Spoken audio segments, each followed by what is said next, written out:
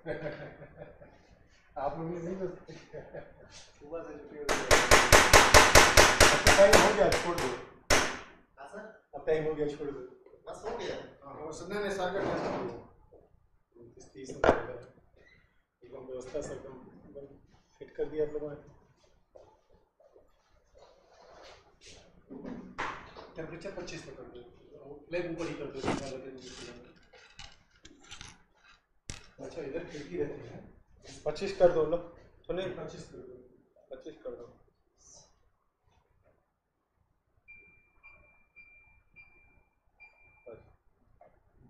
Flame ऊपर ही कर दो। नीचे करने में तो ये हालत हो गई।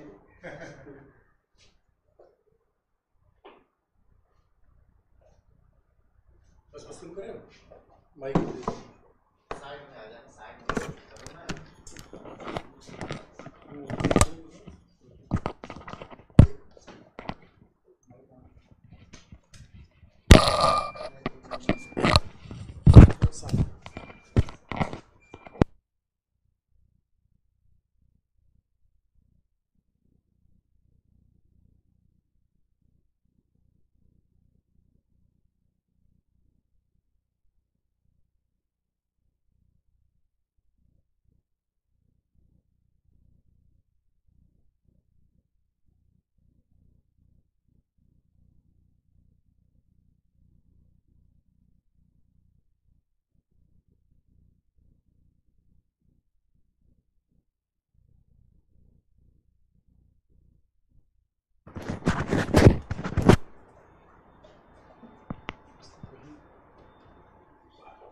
आवाज करिए।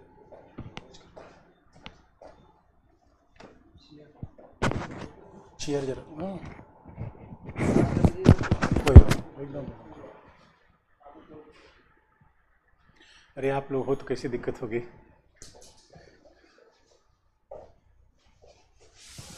बस ठीक।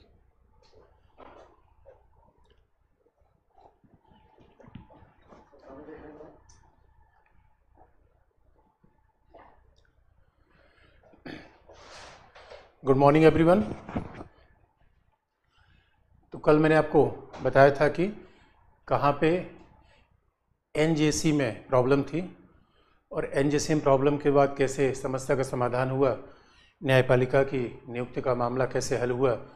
क्योंकि मूल मुद्दा यही था कि न्यायालय कहना था कि न्यायपालिका की नियुक्ति एक प्रशासनिक मुद्दा नहीं है, बल्कि न्यायपालिका की नियुक्ति में बाकायदा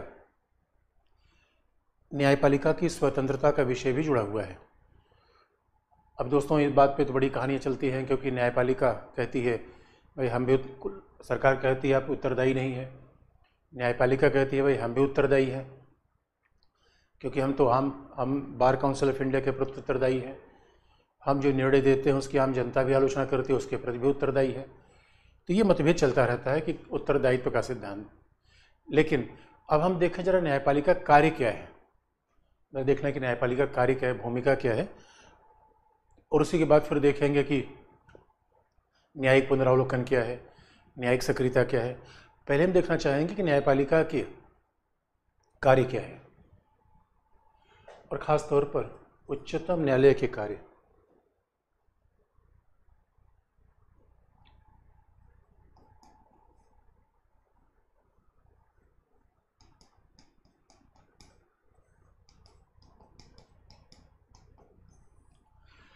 और सही मायने में जो हम न्यायिक पुनरावलोकन की बात करते हैं, न्यायिक सक्रियता की बात करते हैं, कुल मिलाकर ये न्यायिक पुनरावलोकन, न्यायिक सक्रियता उच्चतम न्यायालय का ही कार्य है।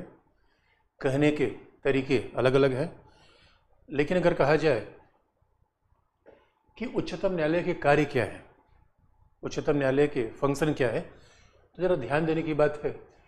उच्चतम न्यायालय के फंक्शन को हम दो भागों में बांट सकते हैं।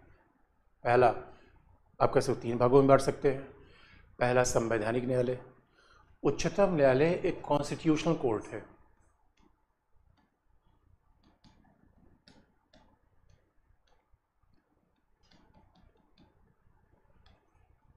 संवैधानिक न्यायालय, और संवैधानिक न्यायालय में जो उच्चतम न्यायालय की भूमिका होती है उसमें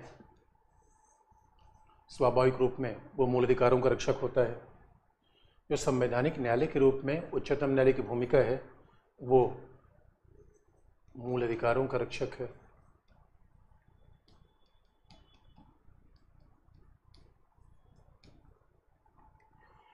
यह संघीय विवादों का समाधान करता है।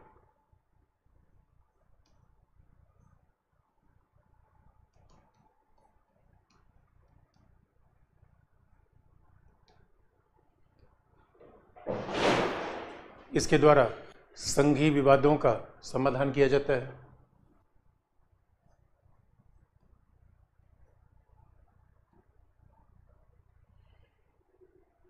संघीय विवादों का समाधान होता है और ये मूल अधिकारों का रक्षक है। अनुच्छेद 32 आप जानते हो, संघीय विवादों का समाधान अनुच्छेद 131। और उसके अलावा राष्ट्रपति को संवैधानिक मुद्दों पर सलाह देना,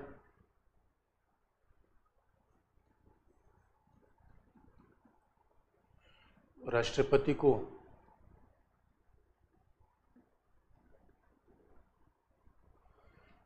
को सलाह देना अनुच्छेद 143।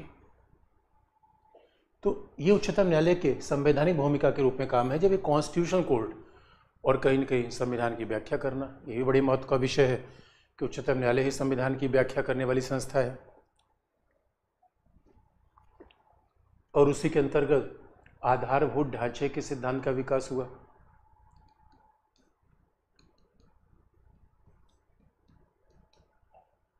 संविधान की व्याख्या और इसी के अंतर्गत आधारभूत ढांचे के सिद्धांत का विकास हुआ, जो हम पढ़ेंगे। तो जब हम कहते हैं कि उच्चतम न्यायालय एक संवैधानिक न्यायालय है, कॉन्स्टिट्यूशनल कोर्ट है, तो कॉन्स्टिट्यूशनल कोर्ट के रूप में ये उच्चतम न्यायालय की बड़ी महत्वपूर्ण भूमिका है। कॉन्स्टिट्यूशनल कोर्ट के रूप में उच्चतम न्यायालय की बड़ी शानदार भूमिका है। और आप जानते हो कि संविधान की व्याख्या, आधारभूत ढांचा और मूल अधिकारों की रक्षा, संघीय विवादों का समाधान, राष्ट्रपति को सलाह देना। लेकिन उच्चतम न्यायालय को उसके अलावा एक भूमिका है, अपीली भूमिका। इसके अलावा जो उच्चतम न्यायालय की भूमिका है, कोर्ट ऑफ अपील, यानी हिंदुस्तान का अपील का सर्वोच्च न्यायालय।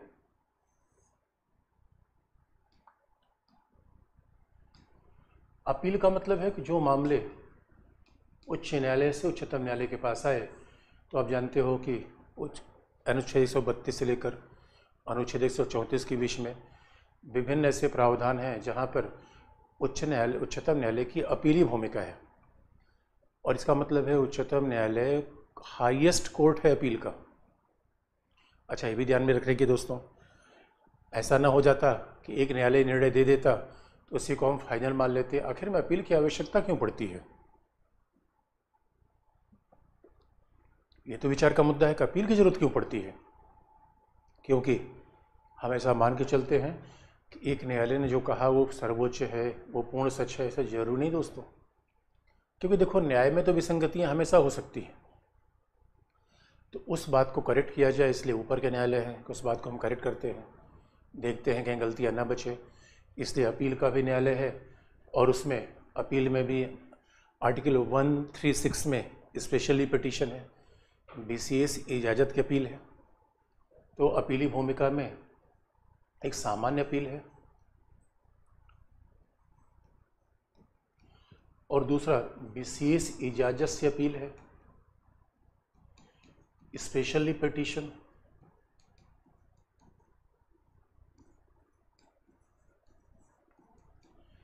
एक अपील की बात है, एक विशेष इजाज़त से अपील है, आर्टिकल 136। तो अपीली भूमिका भी अत्यधिक है। और ये भी हमें ध्यान देने की बात है कि supreme court is the highest court of India, यानी उच्चतम न्यायालय से बड़ा कोई न्यायालय नहीं है। यानी हमारे यहाँ जितने भी न्यायालय हैं उच्चतम न्यायालय के नीचे है। तो भाई उच्चतम न्यायालय से अगर किसी व्यक्ति को दंड मिल जाए, दोस्तों एक ही उपाय है, राष्ट्रपति के पास जाना, जो हमने पहले ही पढ़ रखा है। इसलिए उच्चतम न्यायालय अगर अंतिम न्यायालय है, सर्वोच्च न्यायालय है,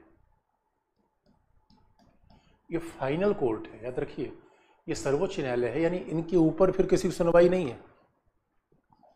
जैसे देवताओं में प्रभु शंकर है, सर्वोच्च न्यायालय प्रभु हैं। अलग अलग धर्मावलंबियों के अलग अलग प्रभु हो सकते हैं, तो जो भी आपके धर्मावलंबी प्रभु हों, जो हाईएस्ट प्रभु हो सकते हैं वही है उच्चतम न्यायालय। उच्चतम न्यायालय के आगे कोई सुनवाई नहीं है। तो सर्वोच्च न्यायालय का मतलब है, इसीलिए उच्चतम न्यायालय अपने निर्णय को पुनरावलोकन कर सकता है। इसलिए कई बार हम उच्चतम न्यायालय के सामने पुनरावलोकन याचिका लेकर जाते हैं। और फिर आजकल एक नया विचार आ गया, क्यूरेटिव पिटीशन। हम उच्चतम न्यायालय के सामने क्यूरेटिव पिटीशन भी लेकर जाते हैं। क्यूरेटिव याचिका भी लेकर उच्चतम न्यायालय के सामने जाते हैं। ये उच्चतम न्यायालय की भूमिका है, और यही भूमिकाओं से फिर हमें आधार मिल जाएगा कैसे हम पढ़े, न्यायिक पुनरावलोकन क्या है, न्यायिक सक्रियता क्या है। इसका मेन बेस तो यहीं से हमें प्राप्त हो जाता है, इसका मूल आधार हमें यहीं से मिल जाता है। अब जरा देखने की बात है कि संवैधानिक न्यायालय के रूप में, उच्च संवैधानिक न्यायालय के रूप में उच्चतम न्यायालय मूल अधिकारों की रक्षा कैसे करता है। आपको याद होगा दोस्तों, अनुच्छेद 32 हमने आपको विस्तार से बता रखा है फंडामेंटल राइट में, तो मुझे लगता है फिर से इसको दोहराने की आवश्यकता नहीं होगी, क्योंकि मूल अधिकारों का रक्षक उच्चतम न्यायालय तो हमने पहले बता रखा है। तो अनुच्छेद 32 में 5 याचिकाएँ हैं, कैसे जनहित याचिका आई, ये तो उच्चतम न्यायालय ने कैसे मूल अधिकारों के विस्तार करना शुरू कर दिया हमने बता रखा है। इसलिए हम शुरू करेंगे संघीय विवादों के समाधान और राष्ट्रपति की सलाह के मामले में। अब जरा इसका मतलब है, अब मुझे उम्मीद है कि ये बात तो आपको फिर से बताने की आवश्यकता नहीं है।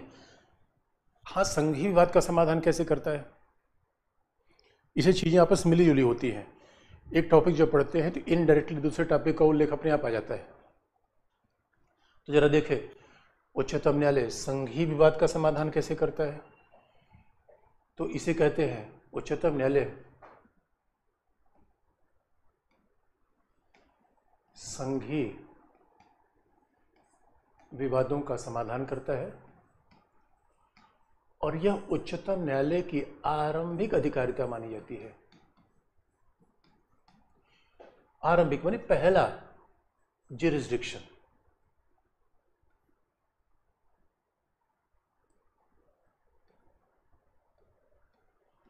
ये उच्चतम न्यायालय की आरंभिक अधिकारिता। आरंभिक का मतलब है जिन मामलों में हमें उच्च न्यायालय होकर उच्चतम न्यायालय पहुंचने की आवश्यकता न हो। जैसे बहुत सारे न्यायालय हैं, वैसे हमारे देश में बड़े सारे हॉस्पिटल हैं। एम्स में सर्दी जुकाम के लिए कोई एम्स में जाए तो इसका मतलब नहीं है अरे भाई कोई एम्स में जा रहा है इसका मतलब है सर्दी जुकाम की आवश्यकता नहीं है, कुछ और ट्रीटमेंट की जरूरत है तो हम एम्स जा रहे हैं। इसलिए कहा जा रहा है कि जैसे उच्चतम न्यायालय में हर मामले नहीं लाए जा सकते, लेकिन कुछ मामले सीधे उच्चतम न्यायालय लाए जाएंगे, जैसे कि संघ और राज्य के बीच में। ये आरंभिक अधिकारिता का मतलब है संघ राज्य के बीच का विवाद।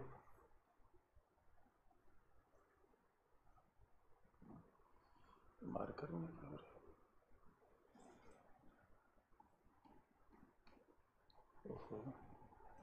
बस बच्चों थोड़ा सा अब रुक जाओ।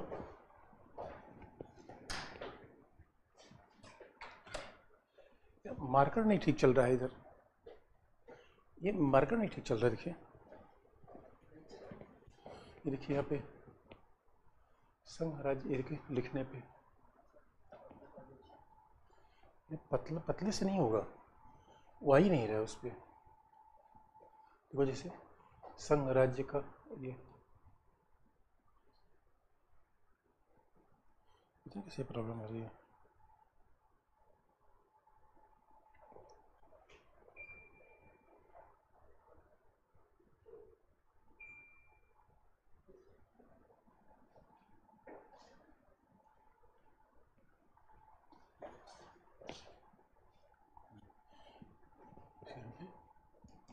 यहाँ पे देखो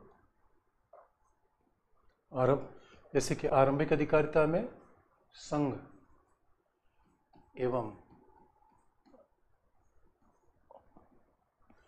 एवं राज्य के, चलो आज कैसे काम चलाते हैं फिर कल देखना, आज काम चलाते हैं, बंद कर दो। संघ एवं, अच्छा इधर लिख के देखते हैं बच्चों को, थोड़ा सा मार्कर में प्रॉब्लम आ रही है, चिंता मत करो, हम इधर थोड़ा लिख के देख लेते हैं। तो संघीय विवाद का समाधान का मतलब है कि या तो संघ और राज्य के बीच झगड़ा हल किया जाए, संघ और राज्य के बीच, इसे आरंभिक अधिकारिता कहते हैं, या राज्य और राज्य के बीच, या एक तरफ संघ हो दूसरी तरफ अनेक राज्य हो, एक तरफ संघ हो दूसरी तरफ अनेक राज्य हो, एक तरफ अनेक राज्य हो दूसरे पर एक राज्य हो, इसे कहते हैं आरंभिक अधिकारिता। इसका समाधान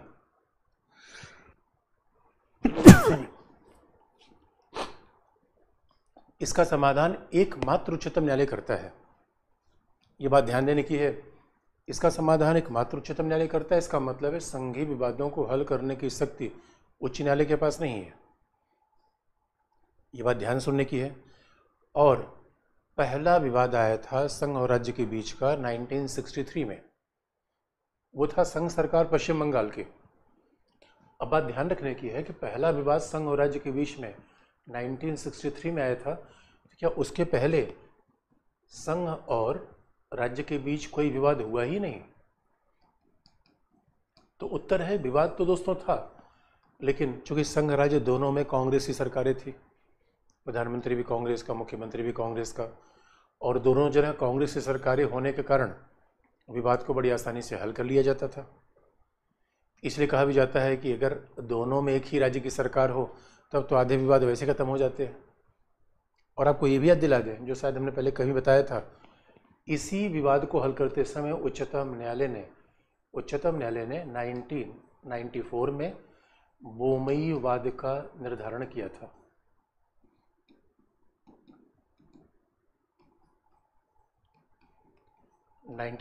में बोमई वाद का निर्धारण किया था, और बोमई वाद में कहा था संघीय शासन भारत के संविधान का आधारभूत ढांचा है। इसलिए अब दोस्तों देखो, जब भी कोई, अब मान लो असम और मेघालय के बीच में जमीन का झगड़ा है,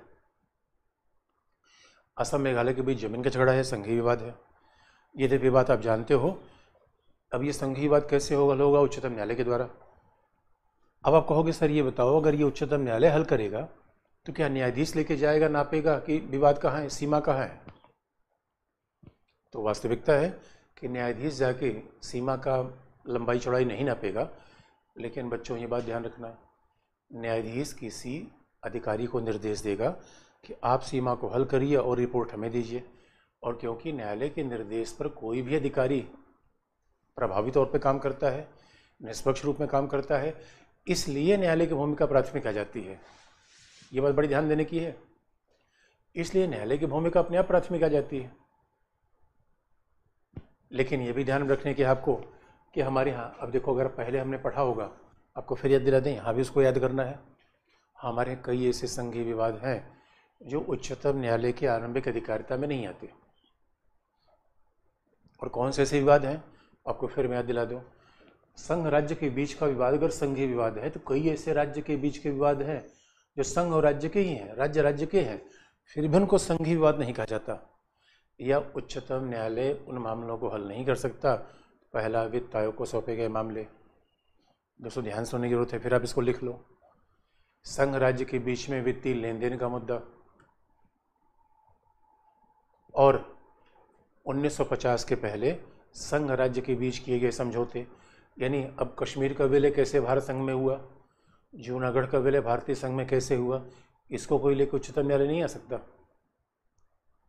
तो ये उच्चतम न्यायालय का आरंभिक अधिकारिता से मना किया गया है। और आप जानते हो इसीलिए कि वित्त आयोग को सौंपे गए मामले, संघ राज्य के बीच वित्तीय लेन देन का मामला, और संविधान के लागू होने से पहले संघ राज्य के बीच किए गए समझौते, इन सब मामलों पर उच्चतम न्यायालय की आरंभिक अधिकारिता या आर्टिकल 131 की कोई भूमिका नहीं होती। आर्टिकल 131 किसी प्रकार से कार्य नहीं करते। तो ये भी एग्जाम्पल है, उच्चतम न्यायालय की शक्तियों को यहाँ सीमित किया गया है। और इतना ही नहीं, ये भी आप जानते हो, कर्नाटक में चुनाव शुरू हो गया। जहाँ भी चुनाव होगा, एक बार निर्वाचन प्रक्रिया शुरू होने पर उसमें उच्चतम न्यायालय हस्तक्षेप नहीं कर सकता। हाँ, अगर निर्वाचन कोई विवाद है तो वो उच्चतम न्यायालय में तब आएगा जबकि निर्वाचन की प्रक्रिया समाप्त हो गई है। इसके अलावा जो राष्ट्रपति उपराष्ट्रपति का विवाद है, उच्चतम न्यायालय हल करता है, केवल उच्चतम न्यायालय। लोकसभा विधानसभा के मेंबर का विवाद है तो उच्चतम न्यायालय में अपील के थ्रू आएगा। इसका मतलब है हमारे यहाँ तमाम उच्चतम न्यायालय की शक्तियों पर रिस्ट्रिक्शन लगाए गए हैं, इसलिए उच्चतम न्यायालय की भी सर्वोच्चता हमने नहीं मानी, न संसद की सर्वोच्चता न उच्चतम न्यायालय की सर्वोच्चता। तो हमने इसलिए एक मध्यम मार्ग को स्वीकार किया। अब बात यहाँ ध्यान में रखने की ये है कि अगर संघ राज्य के बीच ये समझौता किया गया, संघीय शासन है, तो आप कहोगे सर ये बताओ संघीय विवाद को आरंभिक अधिकारिता कहा जाता है, क्यों? क्योंकि ये सीधे उच्चतम न्यायालय में आता है।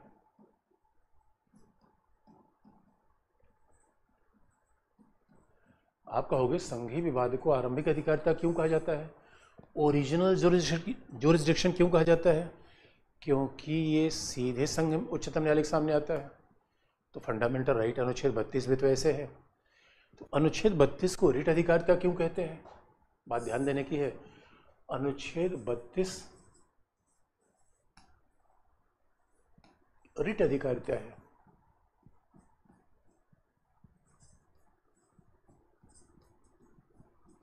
जबकि अनुच्छेद 131 आरंभिक अधिकारिता है। तो संविधान में से अलग अलग शब्द लिखे गए, इसका मतलब दोनों का मतलब अलग होगा। तो दोस्तों आपको अंतर बता दें अनुच्छेद 32 और 131 में, जबकि दोनों मामले में सीधे उच्चतम न्यायालय पहुंचते हैं। क्योंकि आप कहोगे दोनों मामलों में सीधे उच्चतम न्यायालय पहुंचते हैं तो अलग अलग शब्द का प्रयोग क्यों कर रहे हैं, या तो दोनों को रिट कहें या दोनों को आरंभिक कहें। तो दोस्तों फर्क ये है कि जब हम उच्चतम न्यायालय में सीधे पहुंचते हैं तो आपको याद दिला दें, आरंभिक अधिकारिता का झगड़ा राज्य और राज्य के बीच, संघ राज्य के बीच होता है, लेकिन अनुच्छेद 32 का मामला जहां राज्य और व्यक्ति का मामला आएगा वो अनुच्छेद 32 होगा। बात ध्यान में रखने की है, जहां राज्य और व्यक्ति का मामला आएगा, यानी अनुच्छेद 32 में राज्य और राज्य के विवाद नहीं आते।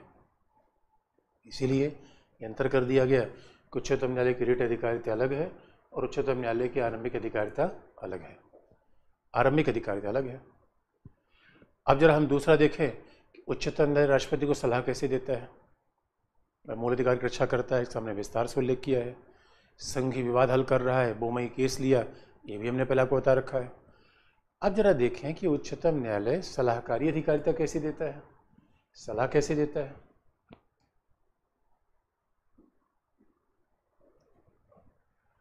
तो उच्चतम न्यायालय की सलाहकारी अधिकारिता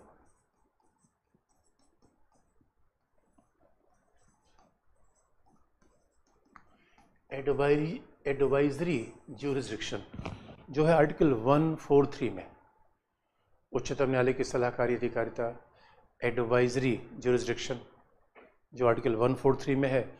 और इंटरेस्टिंग पार्ट ये है, जो 143 में है एडवाइजरी ज्यूरिसडिक्शन जो है, वो जो इंटरेस्टिंग पार्ट ये है, आखिर में ये क्यों कहा जाता है एडवाइजरी? एडवाइजरी क्यों कहा गया भाई? एडवाइजरी कहा क्यों गया? क्योंकि यहाँ पे ध्यान देने की बात है कि उच्चतम न्यायालय एडवाइस देता है या निर्णय देता है। अभी बड़ा विवाद का सवाल है, क्योंकि दोस्तों यहाँ पे निर्णय और सलाह में फर्क किया गया है। आप याद रखना, एक उच्चतम न्यायालय निर्णय देता है, डिसीजन देता है, और उच्चतम न्यायालय का निर्णय बाध्यकारी होता है। बात ध्यान रखने की बात है। और यही उच्चतम न्यायालय को अन्य संस्थाओं से अलग करता है। इलेक्शन कमीशन क्या करता है? अनुशंसा देता है, वित्त आयोग अनुशंसा देगा, यूपीएससी अनुशंसा देगी, और सरकार माने न माने उसकी मर्जी है।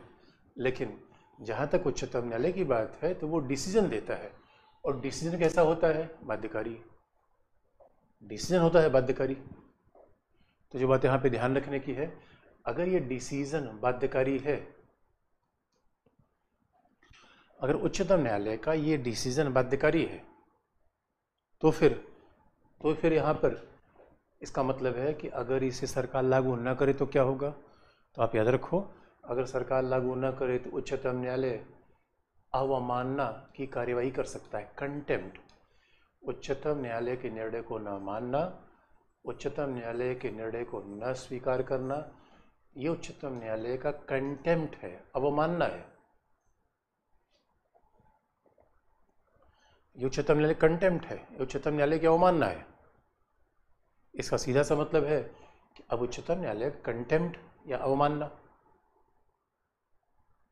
अभी आप देखेंगे कि अभी उच्चतम न्यायालय ने, हाल ही की बात है, नागालैंड के मुख्यमंत्री को नोटिस दिया और नागालैंड के मुख्यमंत्री कहा कि आपके खिलाफ हम न्यायालय की अवमानना की कार्रवाई करते हैं और कई केस लेने की शक्ति उच्चतम न्यायालय के पास है।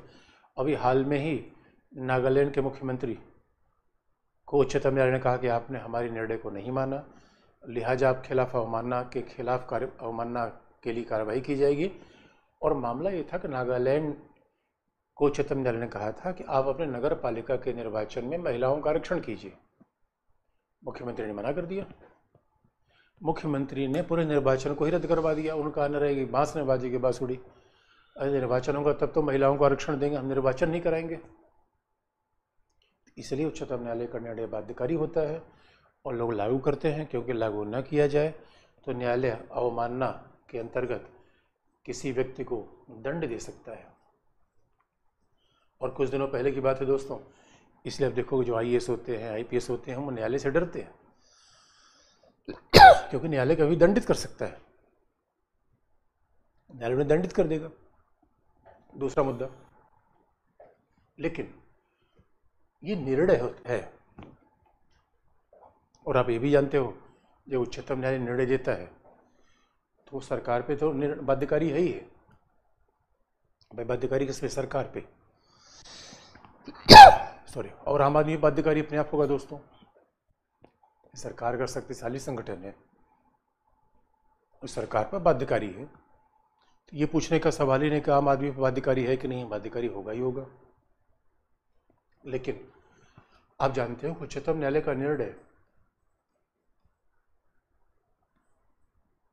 अन्य न्यायालयों के लिए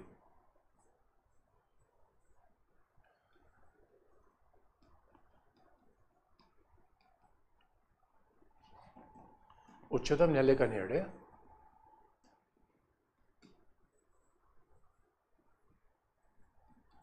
अन्य न्यायालयों के लिए एक एविडेंस माना जाता है। यह अन्य न्यायालयों के लिए क्या माना जाता है? एक एविडेंस। इसका मतलब है उच्चतम न्यायालय ने जो निर्णय दिया उसके खिलाफ कोई दूसरा न्यायालय निर्णय नहीं दे सकता। इसलिए आप याद रखो, इस उच्चतम न्यायालय के निर्णय को अन्य न्यायालय साक्ष्य की भांति मानते हैं। इसका मतलब है कि एविडेंस, जैसे आप देखोगे किसी वकील के घर में जाओ, किसी वकील घर में आप जाइए तो वहाँ पे उस वकील घर में तमाम ऐसे मामले पड़े होंगे और किताबें लिखो AIR 85, AIR का मतलब ऑल इंडिया रेडियो नहीं, ऑल इंडिया रेफरेंस। तो उच्चतम न्यायालय के जितने निर्णय एक साल में आए वो सब वकीलों के पास होते हैं, क्योंकि वकील किसी मुद्दे को लेके जाए किसी कोर्ट में तो उच्चतम न्यायालय के निर्णय का रेफरेंस देता है और ये रेफरेंस बड़ा जरूरी है। तो उच्चतम न्यायालय के निर्णय साक्ष्य की भांति होते हैं, इसीलिए चाहे उच्च न्यायालय हो चाहे वो डिस्ट्रिक्ट कोर्ट हो, वह उच्चतम न्यायालय के निर्णय के अनुसार ही अपना निर्णय देता है। तो मान लीजिए कि अभी समान नागरिक संहिता के मामले में उच्चतम न्यायालय कोई निर्णय दे दिया तो बाकी न्यायालय भी उसी के निर्णय को ध्यान में रखेंगे। अभी उच्चतम न्यायालय के सामने सेम सेक्स मैरिज का मामला चल रहा है, अगर उच्चतम न्यायालय ने कोई निर्णय दे दिया तो बाकी न्यायालय भी उसी निर्णय के आसपास रहेंगे। लेकिन सलाह इससे अलग है दोस्तों। सलाह निर्णय, सलाह का मतलब है जो सरकार पर बाध्यकारी नहीं है,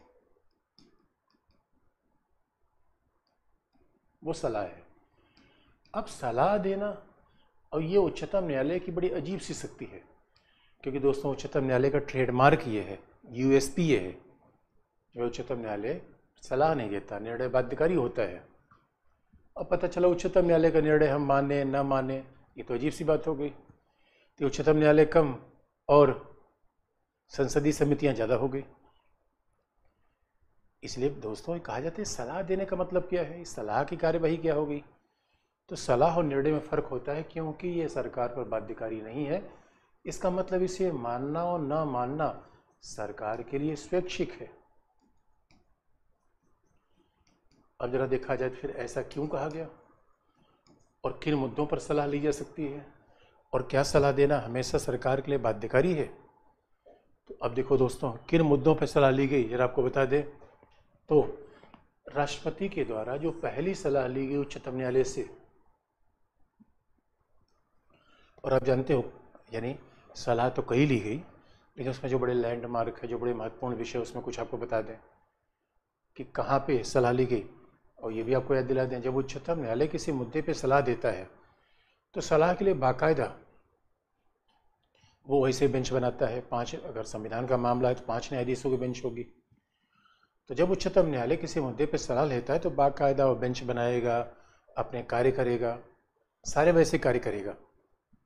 बस एक फ़र्क आएगा कि उसके निर्णय बाध्यकारी नहीं होते, उसके निर्णय बाध्यकारी नहीं होंगे।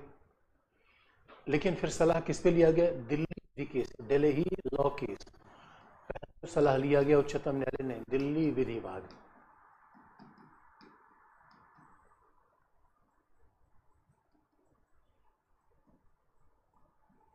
Delhi law case.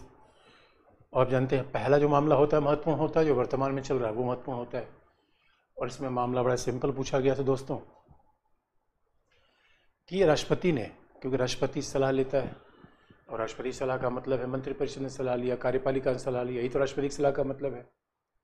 राष्ट्रपति सलाह ले रहा है किससे? उच्चतम न्यायालय से। और राष्ट्रपति उच्चतम न्यायालय सलाह रहा है किस मुद्दे पर?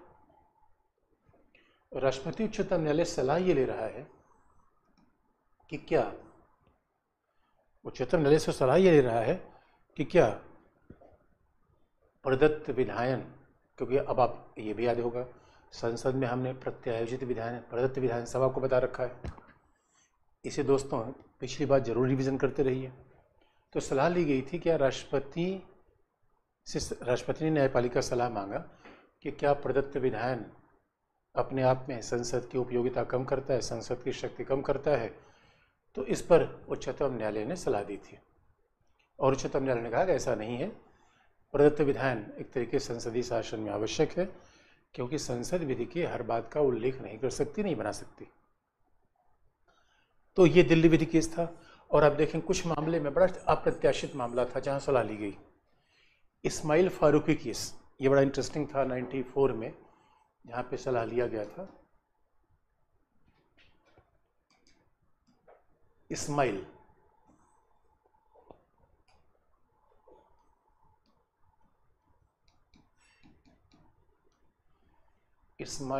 फारूकी केस,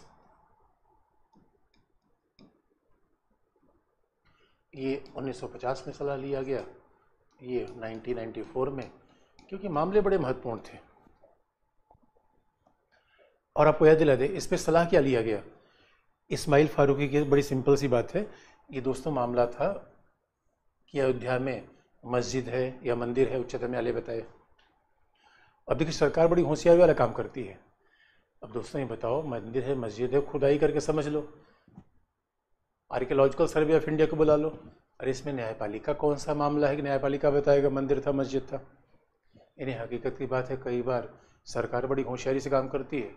सरकार कई बार ऐसे मामले उच्चतम न्यायालय के सामने ठेल देती है जिसमें निर्णय लेना बड़ा अलोपरी होता है। अगर सरकार को लगा कि हमने निर्णय ले लिया, लोग नाराज हो जाएंगे, तो वो जानबूझ के न्यायपालिका के सामने ठेल देगी। भाई न्यायपालिका कोई भी निर्णय दे, न्यायपालिका को चुनाव थोड़ी लड़ना है, सरकार को चुनाव लड़ना है बच्चों, चुनाव सरकार को लड़ना है, न्यायपालिका थोड़ी लड़ना है। इसलिए बड़ी ध्यान देने की बात है, कई बार जानबूझकर ऐसे निर्णय दिए जाते हैं जो सरकार के लिए स्वाभाविक तौर पर फायदेमंद हो जाए। अब देखो सरकार कई बार न्यायपालिका पर दोहरे आक्षेप लगाती है। सरकार कई बार कहती है कि भैया आपने ऐसा काम क्यों किया, और कई बार जानबूझ के न्यायपालिका के सामने काम ठेल देती है। इन दोस्तों इस पे तो एक शेर याद आ रहा है कि ना जो अंदाज से जहर देते हो कि पीना होगा, और जब हमने पी लिया तो कहते हो जीना होगा। यानी चित भी अपनी पट भी अपनी। और उच्चतम न्यायालय ने इस पर सलाह देने से मना कर दिया। इसका मतलब ये भी संभव है कि उच्चतम न्यायालय हर मामले पे सलाह दे, जरूरी नहीं है। इसमें इस्माइल फारूकी का केस बड़ा इंपॉर्टेंट था। इसमें उच्चतम न्यायालय ने कहा कि भैया जाके हिस्ट्री वालों से मिलो, आर्कियोलॉजिकल सर्वे ऑफ इंडिया से मिलो और वहाँ पता करवा लो कि वहाँ मंदिर था या मस्जिद था। हम कैसे बताएं?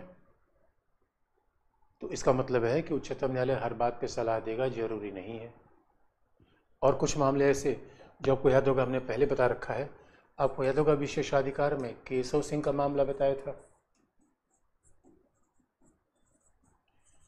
केशव सिंह का मामला बताया था। और आपको ये भी याद दिला दें, 1998 में जब कोलिजियम का अभिप्राय क्या है, ये बात न्यायपालिका से पूछी गई,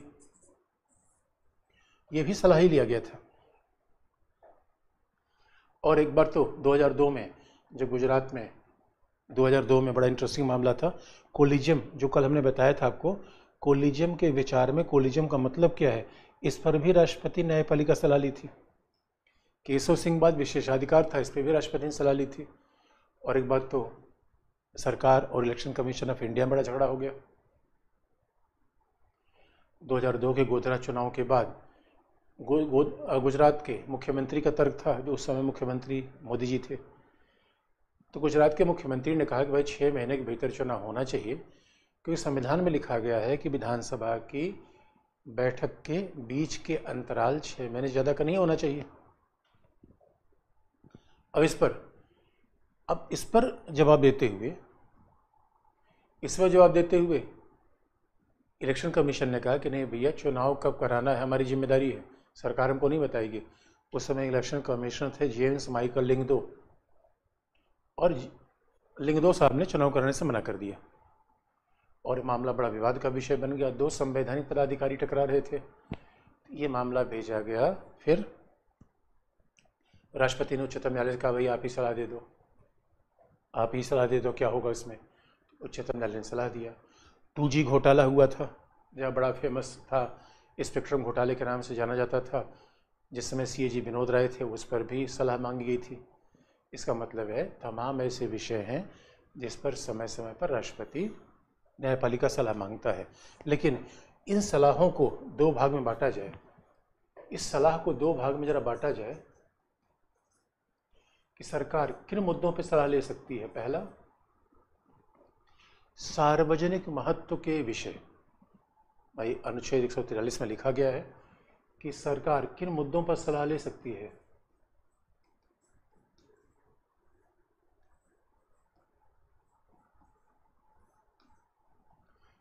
सार्वजनिक महत्व के विषय।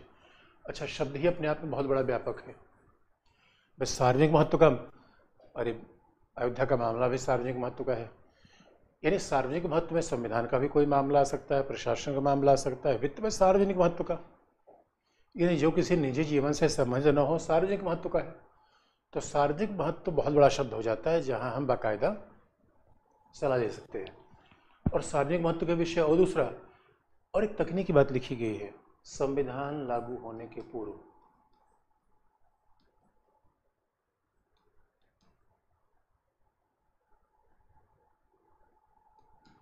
संविधान लागू होने के पूर्व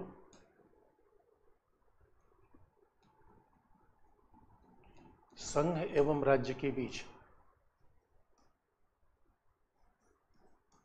किए गए संधियां एवं समझौते। संविधान लागू होने के पहले संघ और राज्य के बीच किए गए संधियां और समझौते, ये भी इस मुद्दे पर भी बाकायदा राष्ट्रपति सलाह ले सकता है। इस मुद्दे पर भी राष्ट्रपति सलाह ले सकता है, यह बात आपको ध्यान दिला दे। इसलिए देखो दोस्तों, संविधान लागू होने के पूर्व संघ और राज्य के बीच किए गए संधियां समझौते, इसका मतलब संघ सरकार जम्मू कश्मीर, संघ सरकार जूनागढ़, यहाँ पे सलाह लिया जा सकता है।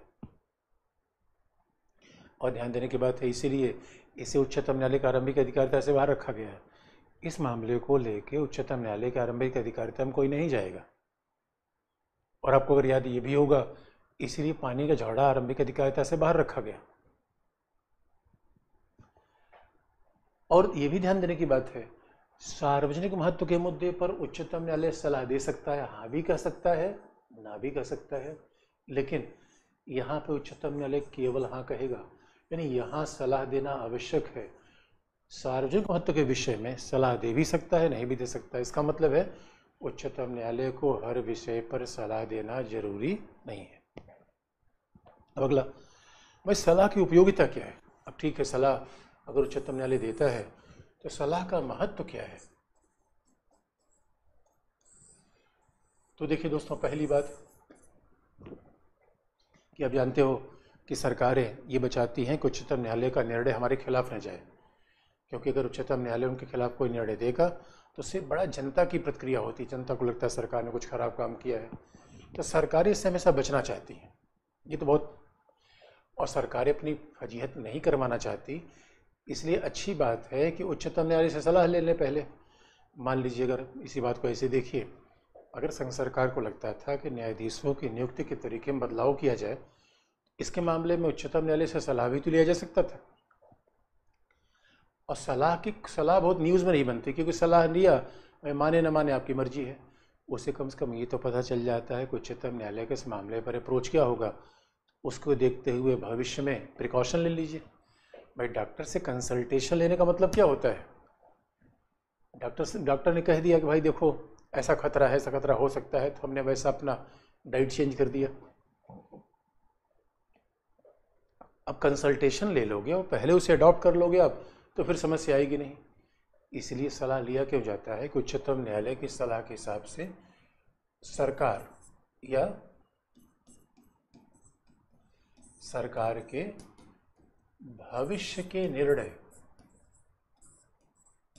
सरकार के भविष्य के विधि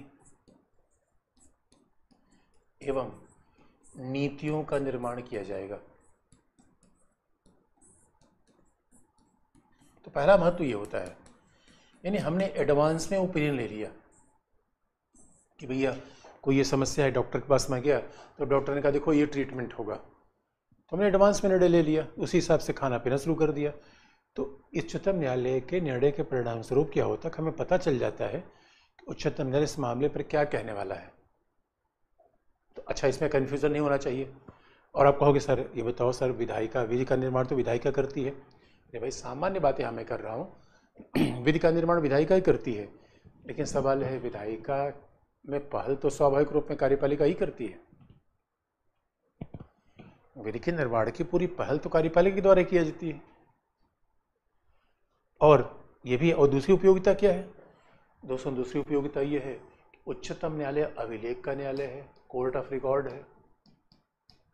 याद रखना बच्चों, अभिलेख न्यायालय का मतलब है उच्चतम न्यायालय के निर्णय अन्य न्यायालयों के लिए साक्ष्य माने जाएंगे, जो अभी थोड़ी देर पहले मैंने आपको बताया था। इसे तो कोर्ट ऑफ रिकॉर्ड, उच्चतम न्यायालय भी कोर्ट ऑफ रिकॉर्ड है, उच्च न्यायालय भी कोर्ट ऑफ रिकॉर्ड है, जनपद न्यायालय कोर्ट ऑफ रिकॉर्ड नहीं है। ये बात ध्यान देना।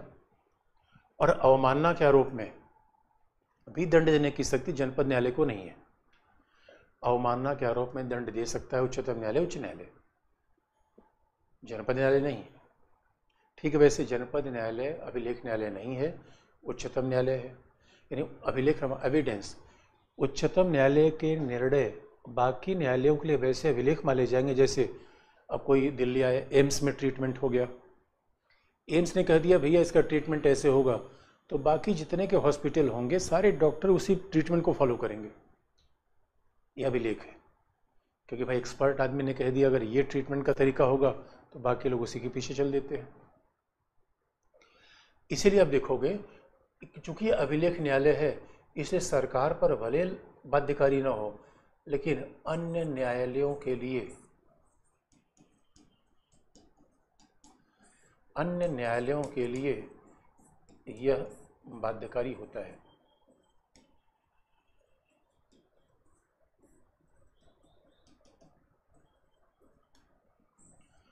अन्य न्यायालयों के लिए बाध्यकारी होगा, ये खास बात है। भले सरकार पर बाध्यकारी ना हो, लेकिन अन्य न्यायालय के लिए बाध्यकारी होगा। ये दूसरी उपयोगिता आ गई कि अभिलेख का न्यायालय हो गया। और तीसरी बात जो बात ध्यान में रखने की है, तीसरा मुद्दा देखें तो तीसरा मुद्दा यह आता है कि ये अभिलेख का न्यायालय है। इसका मतलब है, ये भी बात ध्यान रखने की है कि आप याद रखो, व्यवहार में तो कहा जाता है कि जो भी उच्चतम न्यायालय सलाह देता है, व्यवहार में वही सरकार मान लेती है। देखो सिद्धांत ये है कि सरकार माने न माने, व्यवहार में सरकार मानती है। उसका सबसे बड़ा एग्जाम्पल कोलेजियम है। अरे कोलेजियम के मामले में उच्चतम न्यायालय ने सलाह ही दिया है, और एक बार सलाह को बदलने का सरकार ने प्रयास किया, राष्ट्रीय न्यायिक नियुक्ति आयोग लेकर आ गई, उच्चतम न्यायालय ने रद्द कर दिया। तो मैसेज क्या है?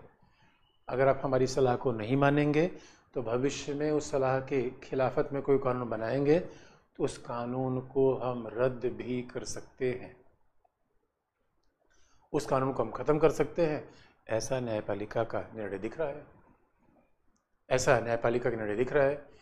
इसलिए दोस्तों कहा जाता है उच्चतम न्यायालय का निर्णय व्यवहारिक रूप में बाध्यकारी ही हो जाता है। और हमने कोलेजियम का निर्णय बताया। अरे भाई कोलेजियम की बात तो न्यायालय ने सलाह में कही है, लेकिन उसी से अपॉइंटमेंट हो रहा है। सरकार ने सलाह का निर्णय किया, सरकार ने सोचा सलाह को इधर उठा के फेंक देंगे और राष्ट्रीय न्यायिक नियुक्ति आयोग लेकर आ गई, उच्चतम न्यायालय रद्द कर दिया। तो ये खास बात है, ये बड़ी महत्वपूर्ण बात हो गई। ये है इसका महत्व, ये है सलाहकारी अधिकारिता। अब जरा दूसरे पर आ जाए बच्चों। तो अभी उच्चतम न्यायालय के हमने कितने काम देखे? मूल अधिकारों का रक्षक, ये हमने 32 में बता दिया पहले। संघीय विवादों का समाधान, ये देख लिया। राष्ट्रपति का सलाह, ये देख लिया। अब देखें संविधान की व्याख्या। उच्चतम न्यायालय संविधान की व्याख्या कैसे करता है, और दोस्तों इसी संदर्भ में देखेंगे आधारभूत ढांचा। अब हम आधारभूत ढांचे की बात करें, उच्चतम न्यायालय आखिर में संविधान की व्याख्या कैसे करेगा, तो फिर हम आधारभूत ढांचे का विचार आता है।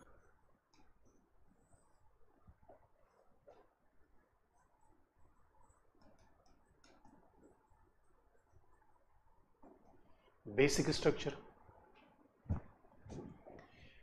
देखो इंटरप्रिटेशन कैसे किया जाए, संविधान को समझा कैसे जाए, क्योंकि यहाँ जो बात ध्यान में रखने की है वह उच्चतम न्यायालय संविधान का संरक्षक है। अच्छा आप कहोगे सर संविधान की व्याख्या उच्च न्यायालय नहीं करता, उच्च न्यायालय भी करता है, लेकिन अंतिम व्याख्या उच्चतम न्यायालय भी करेगा। इसका दोस्तों बस फर्क इतना होता है, अगर सब हाई कोर्ट, भाई 25 हाई कोर्ट है और 25 उच्च न्यायालय अपने अपने तरीके से संविधान की व्याख्या करना शुरू कर दें, तो 25 व्याख्या तो हो नहीं सकती, व्याख्या तो एक चाहिए। इसीलिए आप देखोगे उच्चतम न्यायालय के पास से मामले आते हैं। अब सवाल ये है संविधान की व्याख्या कैसे की जाए, इस बारे में कैसे संविधान को समझा जाए दोस्तों, इस बारे में बड़े मतभेद रहे हैं। तो हकीकत की बात यह है, अब संविधान के आधारभूत ढांचा ऐसा शब्द तो किसी अनुच्छेद में लिखा नहीं है। आधारभूत ढांचा का विचार इसलिए थोड़ा सा अब अजीब सा लगता है, क्योंकि भाई संविधान की आप कहोगे सर बताओ किस अनुच्छेद में है, तो कोई जवाब नहीं कि वो अनुच्छेद में ही नहीं है। आप कहोगे सर चलो बताओ किसी अनुसूची में है, तो वो भी नहीं बताएंगे हम, क्योंकि ये शब्द ही ईजाद किया है उच्चतम न्यायालय ने। उच्चतम न्यायालय ने कोई शब्द मिला कहाँ से, आधारभूत ढांचा। और दोस्तों उच्चतम न्यायालय को शब्द यहाँ से मिला कि संविधान कैसे पढ़ा जाए,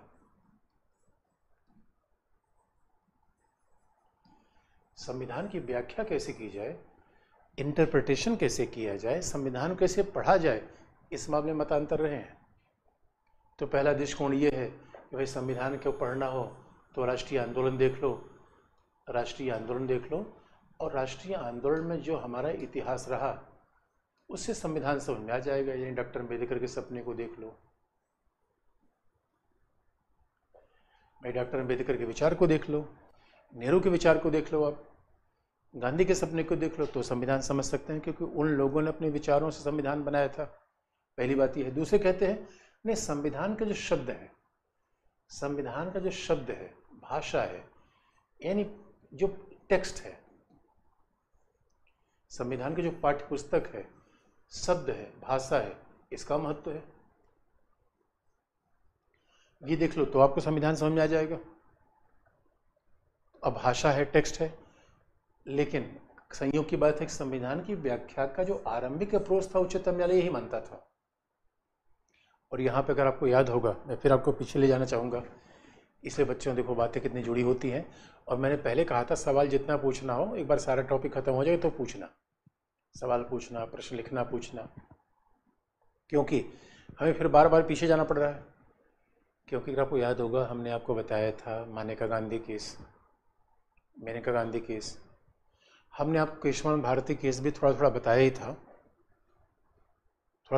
था, यहाँ फिर उसकी व्याख्या करेंगे। तो आपको अगर याद होगा तो संविधान की व्याख्या के लिए जो 1950 में गोपालन केस में उच्चतम न्यायालय ने संविधान की व्याख्या की थी, उसमें उच्चतम न्यायालय ने संविधान के शब्दों को समझा था।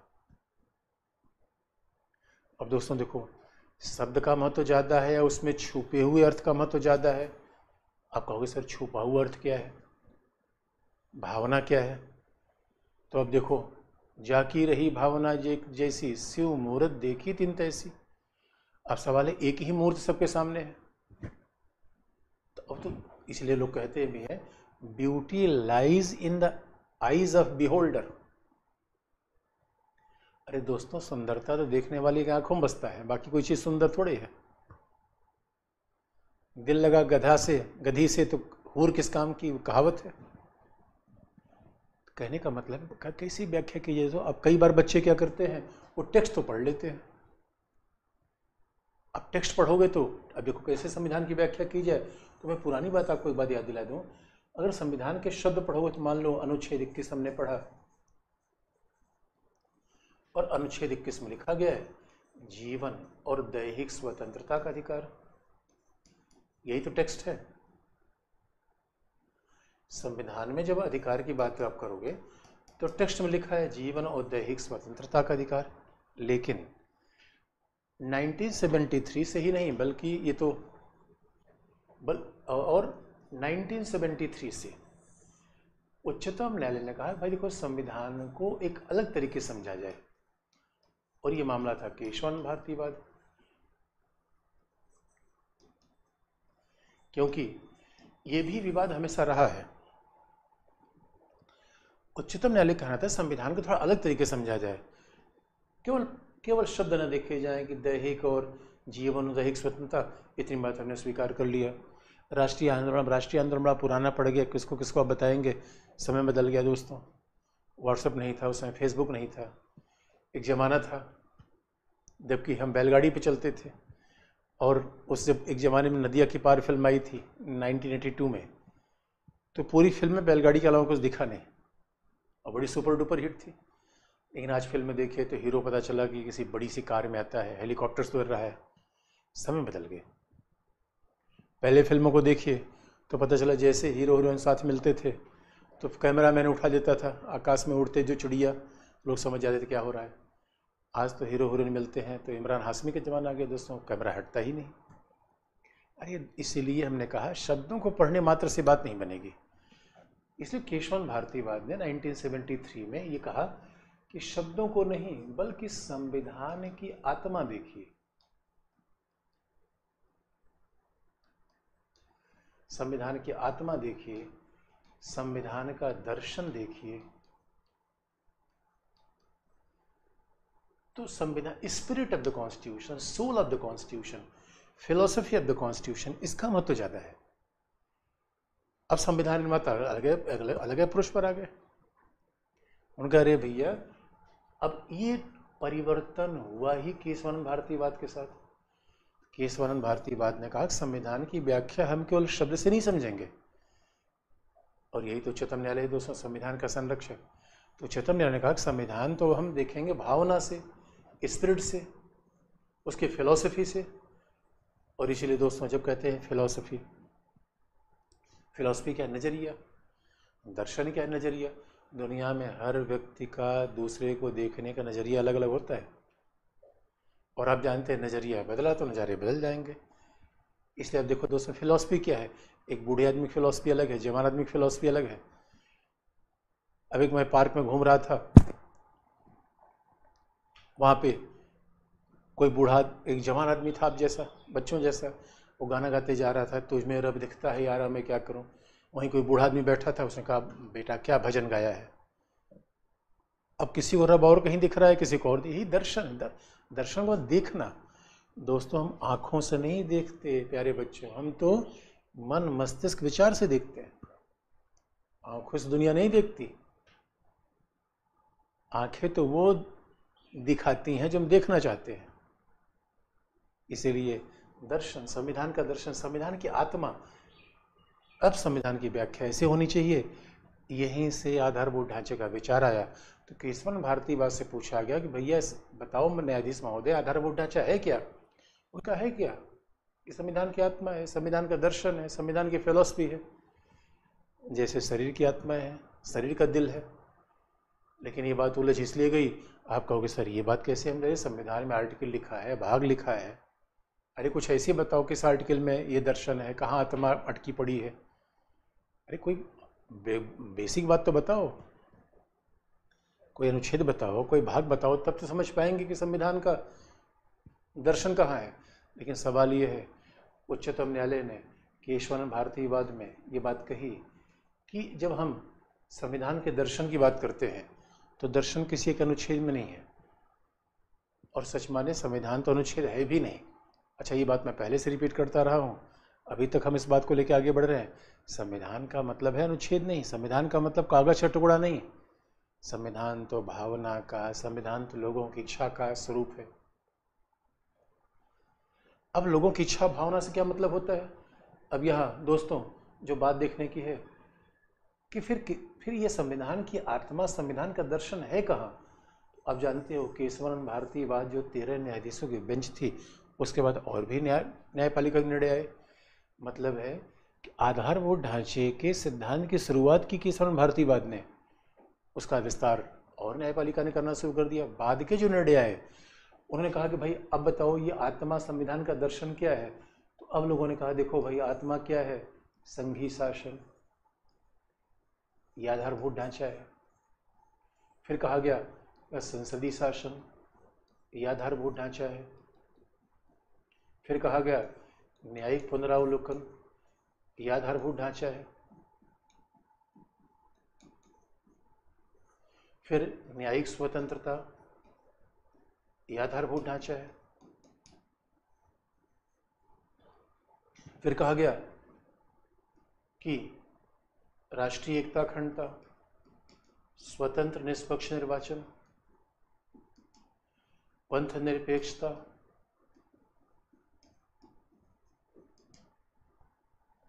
स्वतंत्र निष्पक्ष निर्वाचन, लोकतांत्रिक गणतांत्रिक,